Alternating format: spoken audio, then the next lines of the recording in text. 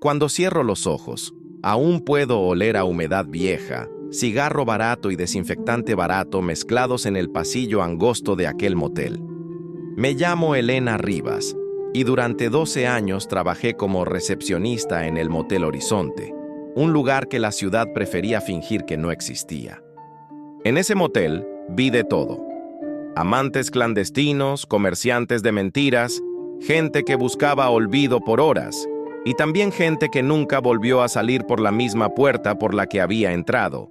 Pero hubo una noche, una sola, que lo cambió todo.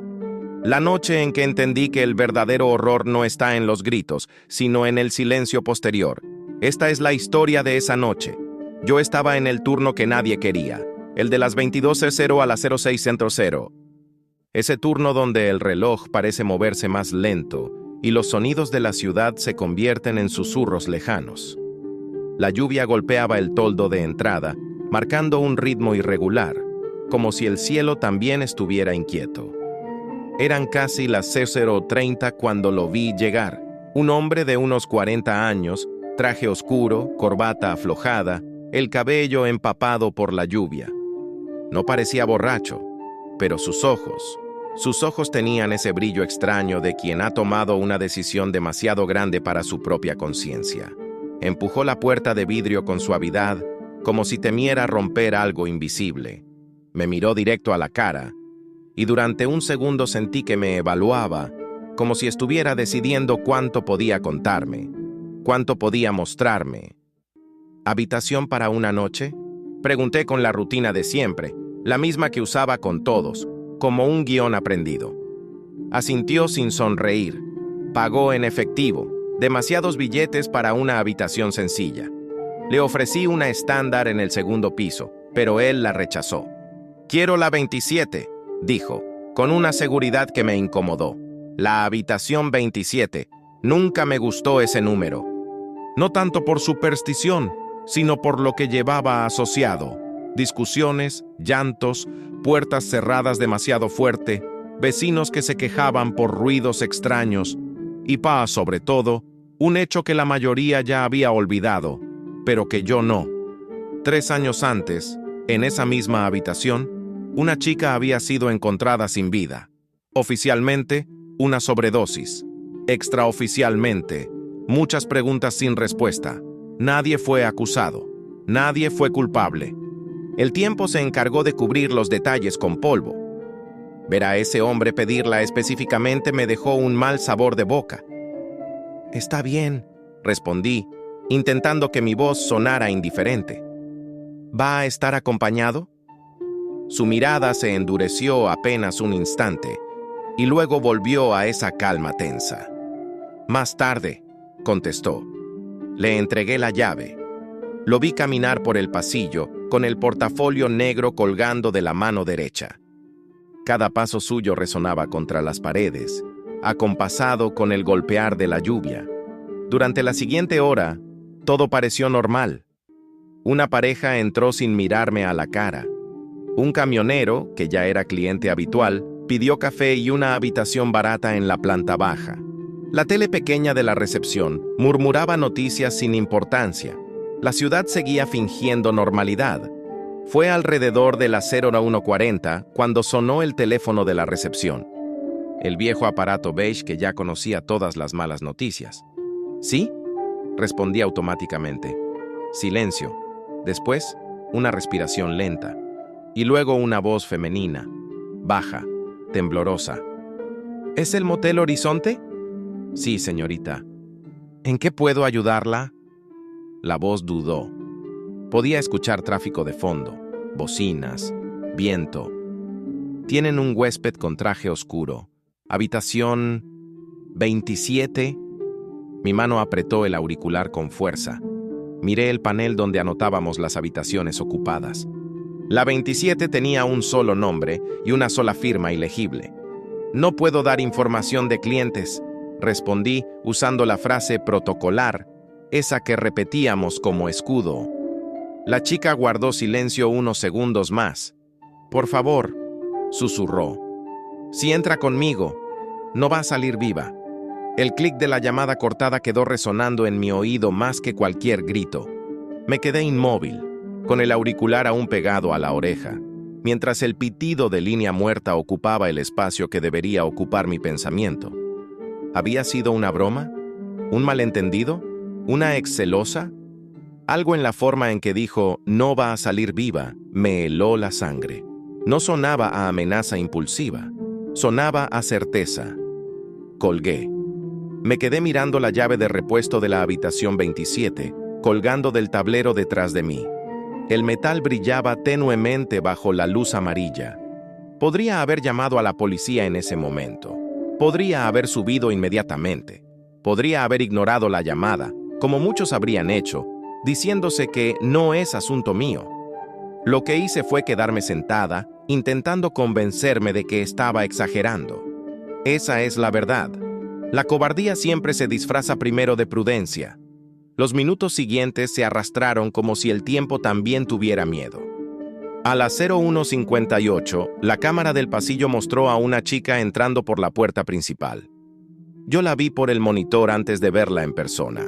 Abrigo claro, bolso pequeño, el cabello recogido de manera descuidada. La reconocí por la voz antes que por el rostro. Era la chica del teléfono. Empujó la puerta con demasiada rapidez, empapada, respirando agitada. Se acercó al mostrador casi corriendo. Sus ojos iban de la puerta a mí, como si esperara que alguien la siguiera. Vengo por la 27, dijo, sin rodeos. La observé con más atención. No parecía borracha, no parecía drogada, parecía decidida y aterrorizada al mismo tiempo. ¿Su acompañante ya está en la habitación?, pregunté probando terreno. Sus labios temblaron al nombrarlo. Sí, Tomás. Apunté mentalmente el nombre. Lo había visto en el registro, Tomás Herrera. Un nombre común, casi genérico, como si el destino quisiera hacerlo pasar desapercibido. Le entregué la tarjeta para que firmara como acompañante. Un procedimiento que casi nadie tomaba en serio, pero que para mí, de repente, se volvió crucial. Su mano dudó apenas un segundo antes de escribir. Vi las letras formarse en el papel. Lucía Vega. Gracias, susurró. La vi caminar hacia el pasillo que llevaba a la escalera. Sus pasos eran más rápidos que los del hombre, casi nerviosos. Cuando su figura desapareció del alcance de la cámara, sentí una punzada en el pecho. Algo dentro de mí sabía que esa chica no iba a volver. No pasaron ni 10 minutos antes de que la tormenta de mi cabeza se volviera tormenta real. La lluvia se intensificó. El viento azotaba las persianas, y el motel entero parecía crujir como un barco a punto de hundirse. Me debatí entre subir o no subir. El miedo a encontrar algo que cambiara mi vida para siempre luchaba contra el miedo a ser culpable por no hacer nada. Al final, no fue la valentía ni la lógica lo que me movió, sino un pequeño detalle: el silencio. En la 27 siempre se escuchaba algo: risas, peleas, golpes en la pared. Siempre había ruido. Esa noche, después de que Lucía subiera, no hubo nada, ni pasos, ni voces, ni siquiera el murmullo del televisor. El silencio, en un lugar como ese, es una alarma. Tomé la llave de repuesto. La sentí fría en mi mano sudorosa. Apreté la linterna, revisé que mi celular tuviera batería y empecé a subir las escaleras. Cada peldaño parecía más alto que el anterior. El pasillo del segundo piso estaba medio a oscuras. De las 3 lámparas del techo, solo una funcionaba bien. Las otras parpadeaban, creando sombras que jugaban con mis miedos. La puerta de la 27 estaba cerrada. Me detuve frente a ella. Coloqué la oreja contra la madera. Busqué sonidos. Agua corriendo, pasos, susurros. Nada. Golpeé con suavidad. «Señor Tomás, ¿todo bien por ahí? Hubo un problema con el sistema y necesito confirmar los datos». Mentí, aferrándome a la excusa. Silencio. Esperé 30 segundos que me parecieron 30 años. Volví a golpear, esta vez más fuerte. «Señor Tomás, señorita, ¿necesitan algo?». El silencio se volvió pesado, como si del otro lado hubiera un vacío absoluto. Mis manos temblaban cuando inserté la llave. Por alguna razón, pensé que la cerradura estaría trabada, que algo me impediría entrar, pero giró con suavidad. La puerta se abrió apenas con un leve chirrido. La primera impresión fue el olor. No a sangre, no aún. Era olor a producto de limpieza mezclado con perfume barato y algo más. Algo metálico, casi imperceptible. Encendí la luz. La habitación estaba demasiado ordenada. La cama hecha, impecable. Las cortinas cerradas, ni un pliegue fuera de lugar. La maleta de bienvenida sobre la mesa, intacta. El baño con la puerta entreabierta. No había señales de Lucía, ni del hombre del traje. Por un segundo pensé que simplemente se habían ido, pero eso no tenía sentido. La llave estaba conmigo, la cuenta no había sido cerrada y nadie había pasado por recepción. Avancé despacio. Sobre la mesa vi algo que no pertenecía al motel, un portafolio negro, el mismo que el hombre llevaba en la mano al registrarse. Estaba abierto, pero desde donde yo estaba no podía ver su contenido. Mis ojos se movieron hacia el baño. La puerta entreabierta dejaba salir una línea de azulejos blancos. No había luz encendida. Sentí un nudo en la garganta. ¿Lucía? Llamé, intentando que mi voz sonara firme. ¿Señor Tomás? Soy de recepción. Silencio. Decidí acercarme primero al portafolio, como si los papeles pudieran explicarme lo que mis ojos todavía no habían visto. Dentro había documentos, contratos, recibos, fotografías. Fotografía tras fotografía de chicas posando con el mismo miedo, disfrazado de sonrisa. Algunas parecían muy jóvenes, otras solo cansadas. En la esquina de cada foto, un pequeño código escrito a mano. No eran simples recuerdos, eran registro, mercancía. Mi estómago se revolvió. Mis manos empezaron a sudar mientras pasaba las hojas. Vi nombres, números de cuenta, itinerarios de viaje, lugares lejanos, ciudades de otros países. No era un cliente cualquiera. Era parte de algo mucho más grande. Fue entonces cuando escuché el sonido. Un pequeño goteo, regular, paciente, provenía del baño.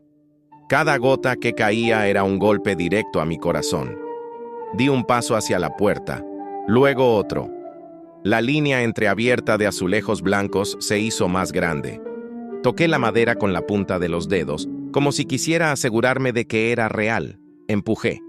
La luz del pasillo se filtró al interior. El baño parecía vacío a primera vista.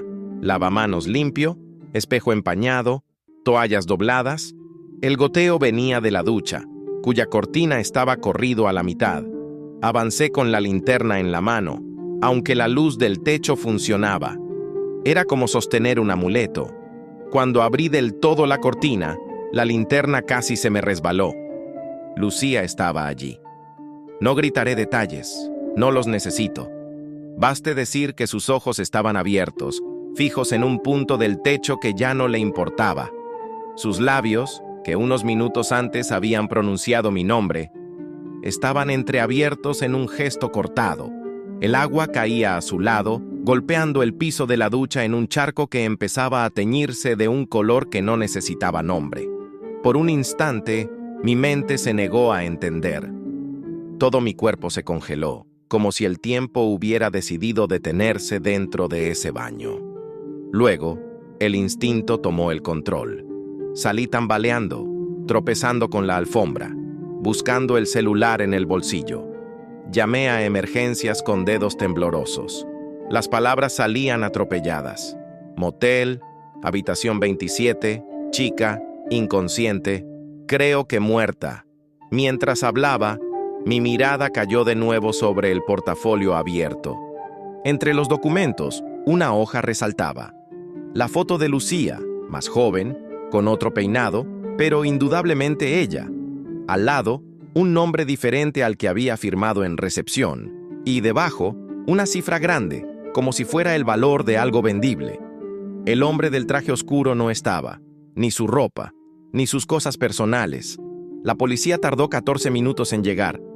Yo los conté uno a uno, sentada en el borde de la cama, con la sensación de que el aire se había vuelto demasiado pesado para mis pulmones. Cuando por fin escuché las sirenas, no sentí alivio. Sentí que algo más se ponía en marcha, algo que yo no podía controlar. Los agentes irrumpieron con la brutalidad acostumbrada. Cinta amarilla, órdenes, preguntas directas. Les mostré el cuerpo, el portafolio. Les conté sobre la llamada, sobre el registro de Tomás Herrera, sobre la firma de Lucía. Al principio, parecían verla como una víctima más. Una más de esas historias tristes que llenan informes grises. Una chica que había tomado malas decisiones. Una noche que había salido mal. Pero el portafolio lo cambió todo. Un inspector de rostro cansado hojeó los documentos con creciente seriedad. Sus ojos se endurecieron cuando vio las cifras, los nombres, los destinos.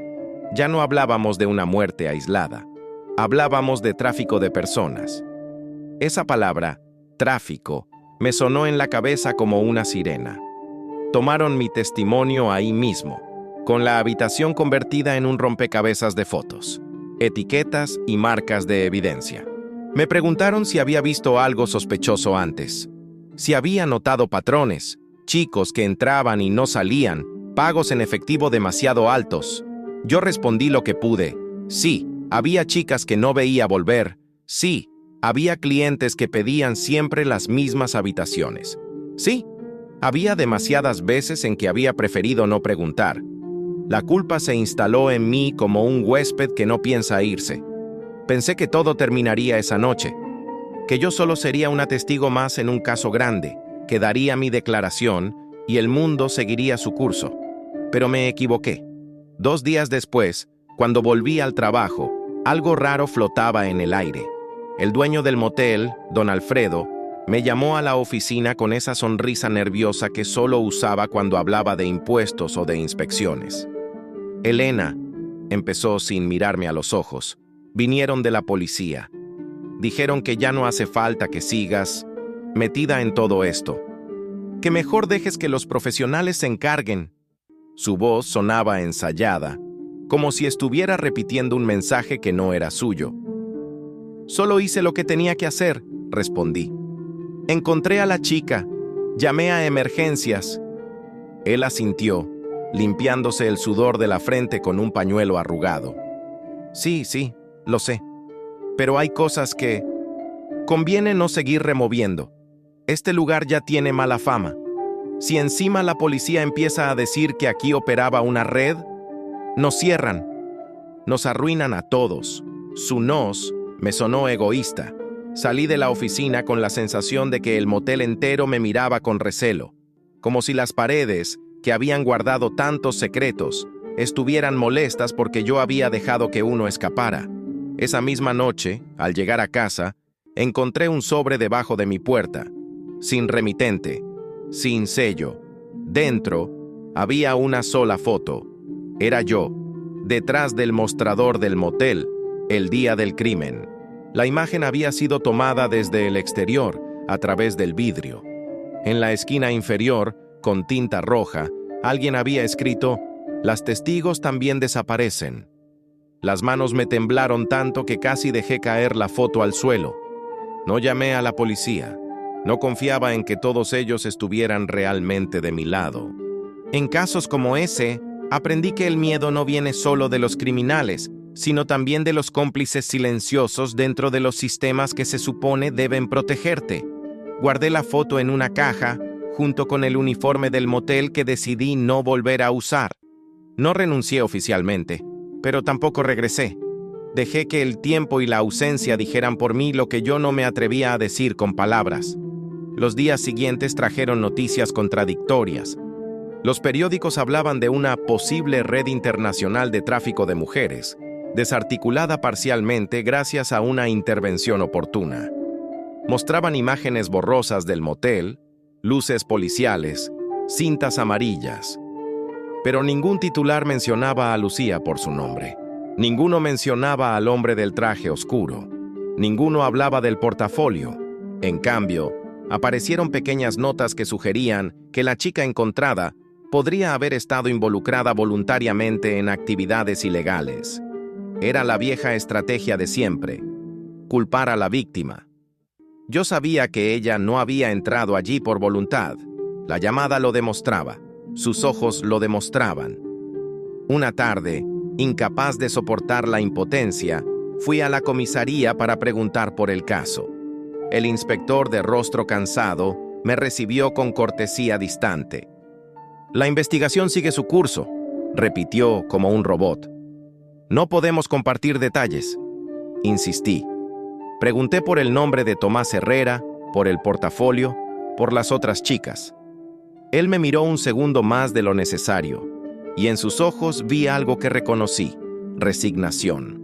«Elena», dijo al fin, bajando la voz, «hay cosas que van más allá de nosotros. Ten cuidado. A veces, la verdad no salva, solo te pone en la mira. Salí de allí con más preguntas que respuestas». Empecé a investigar por mi cuenta. No sabía cómo hacerlo. No era periodista ni policía, pero tenía algo que aquellos que firmaban papeles y archivaban casos parecían haber perdido: rabia. Busqué a Lucía en redes sociales usando su nombre y rasgos. Después de muchas horas de intentos, encontré un perfil que coincidía con su rostro en la foto del portafolio, aunque con otro nombre. Había publicaciones antiguas hablando de sueños sencillos, de querer salir de un barrio peligroso, de querer ver el mar algún día. Las últimas publicaciones eran diferentes: mensajes vagos sobre trabajo en otra ciudad, sobre oportunidades misteriosas, sobre personas que prometían cuidar de ella. Después, silencio. También encontré un grupo de mujeres que compartían historias parecidas: ofertas de trabajo en hoteles, bares, casas de familia. Todas hablaban de hombres de traje que aparecían en barrios pobres prometiendo contratos legales y sueldos en dólares. En uno de esos testimonios, una chica describía con precisión el mismo portafolio negro que yo había visto en la habitación 27. Las piezas empezaron a encajar. Supe que no podía sola. Contacté a una periodista independiente que seguía casos de desapariciones. Le conté todo, desde la llamada de Lucía hasta la foto amenazante. Al principio dudó, pero cuando le hablé del portafolio y le mostré algunos datos que había memorizado, su interés se encendió. Empezamos a trabajar juntas en silencio.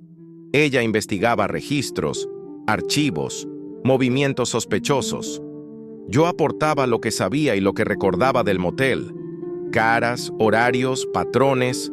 Descubrimos que el Motel Horizonte no era el único. Era solo una pieza en una red mucho más amplia de lugares discretos, donde las chicas eran evaluadas antes de desaparecer en rutas de transporte que cruzaban fronteras.